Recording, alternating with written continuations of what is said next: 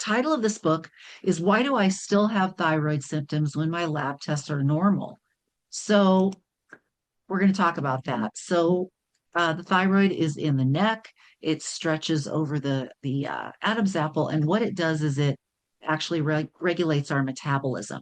So we get hypothyroidism when our thyroid is consistently underactive for a variety of reasons, it turns out, and that prescription thyroid hormones are rarely addressing the true cause. Not that they don't help, they certainly do, but they don't actually address the true cause of poor thyroid function, as it turns out. So, things that can contribute to hypothyroidism is a poor liver or gut function, a sluggish pituitary gland, too many thyroid binding proteins in the bloodstream as a consequence of excess estrogen. So I see this a lot. People coming in of all ages with a ton of estradiol in their body, but no progesterone really to balance that out, or and no real testosterone to balance that out as well. The other thing that can contribute to hypothyroidism, not necessarily cause it, would be immune dysfunction or autoimmune. So, Hashimoto's disease, it's an autoimmune disorder that destroys thyroid tissue, and it's the most common cause of hypothyroidism. So, the brain secretes the TSH, the thyroid stimulating hormone, which tells the thyroid gland to make and secrete the thyroid hormones, which are T4 and T3. And anybody who's been in the office probably knows and was already aware, but we probably discussed that the body can only use T3, but only 7% of that T3 is secreted by the thyroid gland. The rest of the body must convert T4 into T3, and this actually happens in the liver, the GI tract, and other cells in the body too, muscle, heart, nerve cells.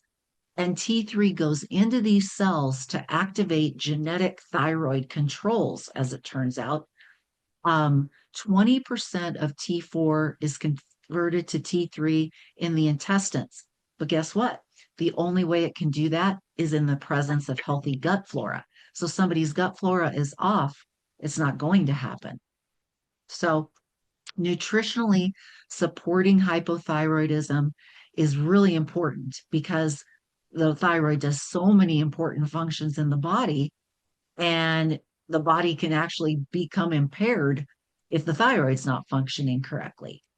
So, what sets the stage for Hashimoto's or any autoimmune disease actually would be gluten intolerance, estrogen surges, insulin resistance, polycystic ovarian syndrome, a vitamin D deficiency, some kind of environmental toxicity, chronic infections and inflammation, and then genetic susceptibility to that. So, Hashimoto's is the most common autoimmune disease out there, and its autoimmune diseases are on the rise. So, the American Association of Autoimmune Diseases says that 20% of Americans, or 1 in 5 people, have an autoimmune disease. And it's possible to develop an immune reaction to anything in the body, not just thyroid. So that can be organs, joints, hormones, the brain, nerves, muscles. And they think it's because of permeability. So, like leaky gut would be an intestinal permeability, but all kinds of immune barriers could be weakened, like the gut or the respiratory tract, the blood brain barrier, your leaky lungs. So anything can be leaky because of the autoimmune attack on the tissues, where the body's immune system doesn't recognize its own tissues anymore, and it starts, attacking its own tissues. So in order to really heal the thyroid, we take, bioidentical thyroid hormone, but anyone trying to, let's say, uh, do fertility or any kind of thing that they're trying to do, they've got to restore the integrity and function of their health and immune system first. So, getting rid of a poor diet, unstable blood sugars, gut infections, chronic stress, and adrenal fatigue, which we actually dug into a week ago, 2 weeks ago, actually. On Wednesday, we did a little adrenal fatigue um, module there. So usually our immune system, if it's working normally, it's going to clear out dead and dying cells, and just do, if little things come up, it flares and takes care of that. But, if we do have these things on this list, like adrenal malfunction, that's when these barriers start to break down and become weak and porous. So over time, the immune system gets so overworked, has no backup and no fighters to get some relief. So you can think of it like an army that's pushed too far for too long. It's at risk for mutiny and then starts attacking the very thing it's designed to protect, which is our body. So that's kind of why we want to, whenever someone comes in, right, we want to talk about lifestyle and nutritional things that we can do first. And we love bioidentical hormone therapy as well, and weight loss medications that as tools to really help us too and to support, our hormones. But the lifestyle piece is definitely important too. So yeah, I'm really happy to have the reset that I've done, Andrew's done, Melissa's done, which is this is what this 7 pillar approach to weight loss is. I really love the reset because it doesn't just address, okay, here's a diet, here's what you're gonna lose weight, but it actually there's those 10 weeks of lifestyle functional medicine training that goes over rest and recovery, autonomic pairing, which is like all the talk that we do about the immune system, or sorry, the nervous system, right? All of the nervous system work, which also helps balance hormones like cortisol, right? Our blood sugar hormone, joyful movement, and the nervous system, the loving awareness, the feeding window, which is the um, intermittent fasting that becomes a part of our lives then when after we do the reset, when we're doing it, the community where we do it as a group. So yeah, so that's what we do. So just if anybody's on the fence about the reset, I really strongly believe that it's the best time to do it is when it's still cold outside like this, and get it done before summer hits. So this is just a picture of the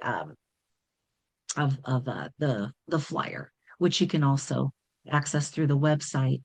So also I wanted to show too the I wanted to show who has seen the hormone library in the on the website. Did Have you guys looked that up? Because I wanted to show it once again. What it is actually is you go to your programs. Um, I don't want to share that. I share Chancellor's. Yeah. Okay. The cat's profile. Yeah, so I'm not okay. So um so let me just show that one more time.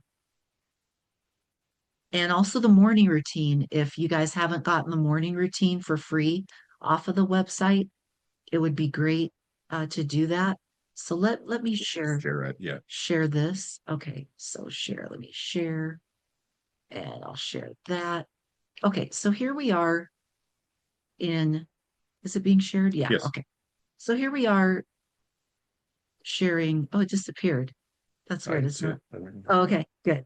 So what you do is you go to my programs, bioidentical hormone replacement therapy, and it's going to show you some information about all of the medications and hormones. And then it does have the notations at the bottom, the sources. So actually, I just went to a Belmar movie about naltrexone for they call it stealth syndrome. So these are things that aren't taught in medical school. There are 3 different things that basically they're autoimmune disorders that nobody knows about. And one of the things that's really great for autoimmune disorders is low dose naltrexone. So that's being used by all of these doctors who are seeing these patients with these very complicated, unexplained autoimmune problems. One's called MCAS, one's called POTS, and one's called, and I forget. But low-dose naltrexone is helping because no one even, when they go to the doctor, like no one even knows what it is. They think it's a psychiatric diagnosis because it affects like 13 different systems. So it used to be that when someone came in and they had complaints in 13 different systems, it was automatically a psychiatric diagnosis. Now they're just kind of like, I don't know. And but doctors who do know will put people on low dose naltrexone for to moderate the inflammation of the autoimmune problem. And so yeah, so any of the hormones, if you mark it complete, I'll see that you looked at it. If you don't mark it complete, I'll never even know that you looked at it. And then the other thing was just on the website. Um, so how can I, or You can just just pull go up to, a new tab if you want. just pull up a new tab like here? Yeah, Okay. just type it in. Okay. Yeah. All right. There we go. So yeah, if you have not gotten the morning routine, it's going to show the name there. Click on morning routine and then go like this, and then just put your first name and your email and hit submit. You'll receive an email.